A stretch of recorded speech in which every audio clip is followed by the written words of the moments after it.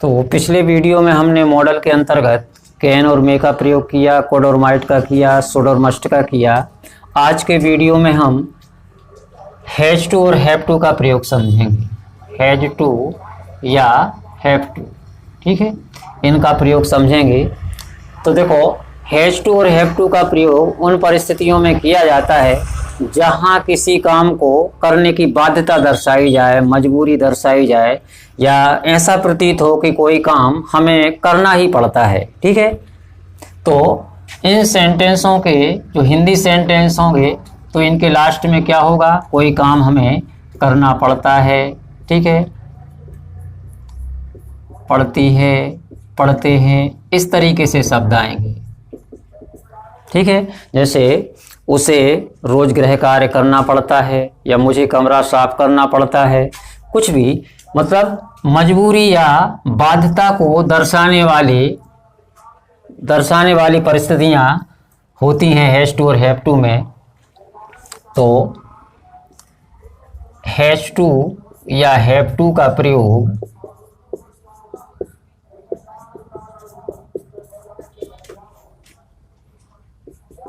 किसी कार्य को करने की बाध्यता या मजबूरी को दर्शाता है।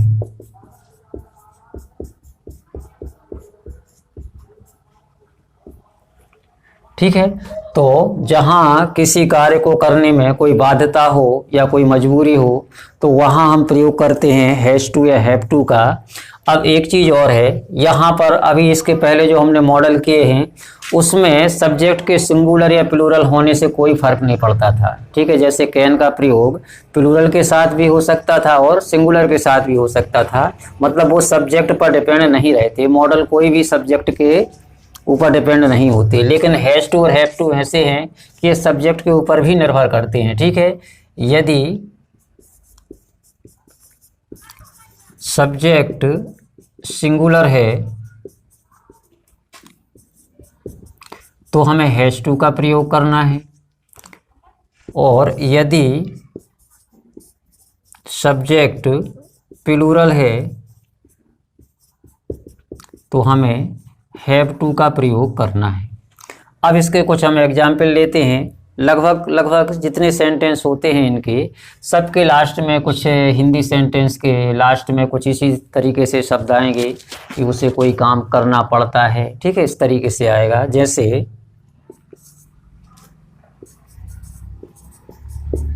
मुझे रोज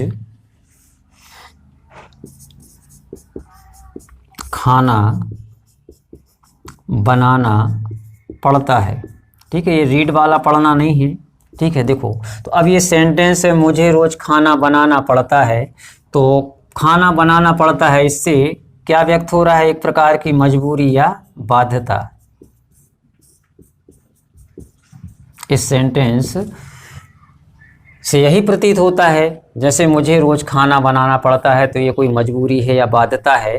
तो इसको हम जब करेंगे तो इन सेंटेंस को इंग्लिश में ट्रांसलेशन करने का जो स्ट्रक्चर होता है वो होता है, चलो हम यहाँ लिख ले रहे हैं, सब्जेक्ट प्लस हैज टू या have two plus main verb का फर्स्ट फॉर्म, फिर ऑब्जेक्ट होगा, फिर उसके बाद अदर वर्ड्स होंगे।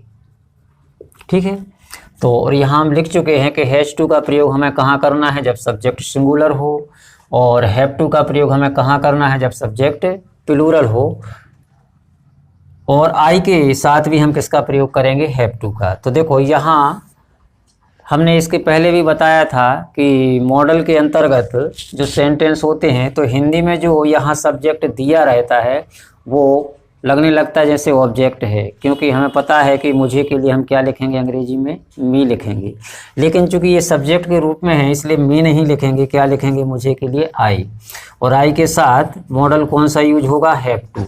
यहाँ हम लिख चुके हैं। ठीक है, सब प्लूरल सब्जेक्ट के साथ हमें हैव टू यूज करना है, और आई जो होता है वो भले ही सिंगुलर हो लेकिन वो प्लूरल के ग्रुप में रहता है।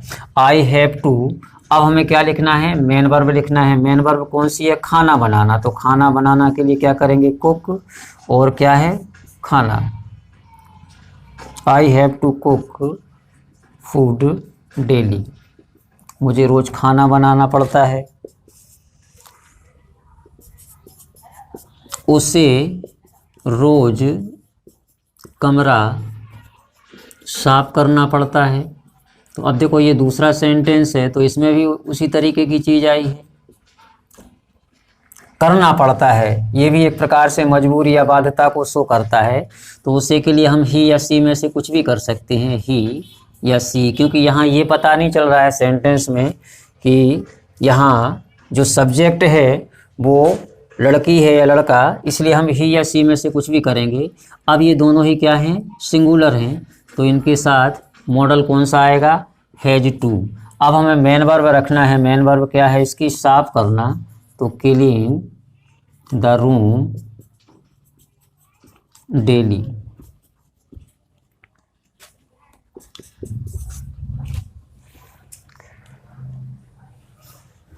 तरीके से हैज टू और हैव टू के प्रयोग किए जाते हैं। लेकिन अगर कोई सेंटेंस इस तरीके से हो जिससे हमें पास्ट का बोध हो या पास्ट की कोई घटना की बात हो, तो जैसे अब अगर कोई पास्ट की घटना है तो हम हैज टू और हैव टू के स्थान पर किसका प्रयोग करेंगे, हैड टू का प्रयोग करेंगे। जैसे तो अब उसका जो हिंदी सेंटेंस होगा उसके लास्ट का जो स्ट्रक्चर क्या होगा, इस तरीके से होगा। जैसे पिछले सेंटेंस जो लिए हैं उन्हीं सेंटेंस को हम पास्ट में इस तरीके से कर सकते हैं कि मुझे कल खाना बनाना पड़ा।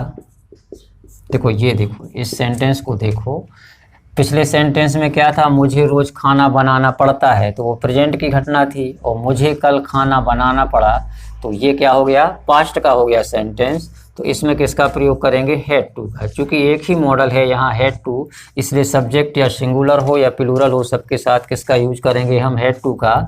और खाना बनाना के लिए कुक द फूड डेली। इसी प्रकार से जो हमने पिछला दूसरा सेंटेंस लिया था प्रेजेंट का, उसी को हम पास्ट में कैसा करेंगे, उसे कमरा साफ करना पड़ा। तो इसका क्या हो जाएगा, ही।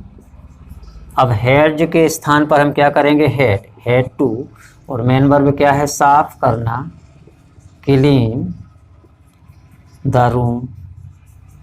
और भी दूसरे सेंटेंस ले सकते हैं किसी भी प्रकार से।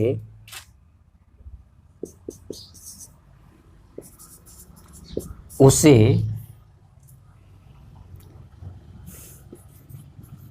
कल मेरे घर आना पड़ा। देखो यहाँ ये लास्ट के जो स्ट्रक्चर हैं इन पर ध्यान देना, इनसे पता चलता है कि ये घटनाएं कैसी हैं, पास्ट की हैं। तो ही हैड टू, अब मेन वर्ब क्या है, आना, तो कम माई होम, और ये बीता हुआ कल है, तो इसमें क्या हो जाएगा, यस्टरडे। अच्छा यहाँ इस सेंटेंस में भी ये था कल, तो इसके लिए हम क्या लिखेंगे, डेली शब्द नहीं करेंगे, क्या करेंगे, यस्टरडे। ठीक है, तो इस तरीके से हैज टू और हैव टू के प्रयोग होते हैं। कोई भविष्य की बात हो जहाँ कोई काम करना पड़ेगा या करना होगा, तो वहाँ पर फ्यूचर के लिए हम प्रयोग करते हैं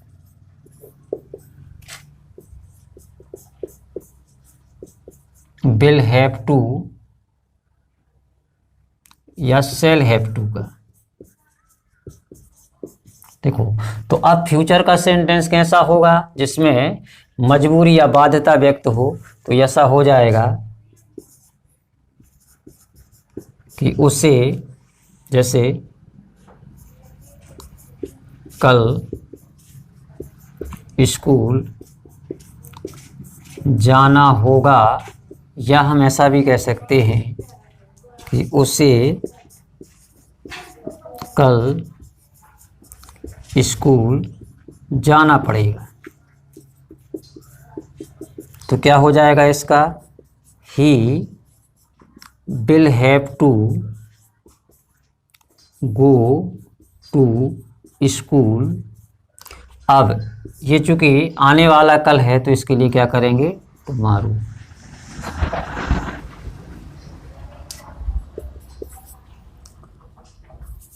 उन्हें सच बोलना पड़ेगा। अब देखो यहाँ जो लास्ट के स्ट्रक्चर हैं यहाँ के, इनसे पता चलता है कि ये भविष्य के लिए सेंटेंस दिया गया है।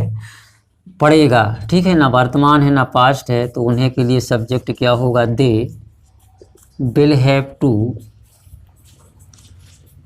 Tell truth. तो इस तरीके से हैज टू और हैव टू के प्रयोग होते हैं, तीनों टेंस के अनुसार अलग अलग होते हैं। प्रेजेंट में हम किसका प्रयोग करते हैं, हैज टू और हैव टू का प्रयोग करते हैं।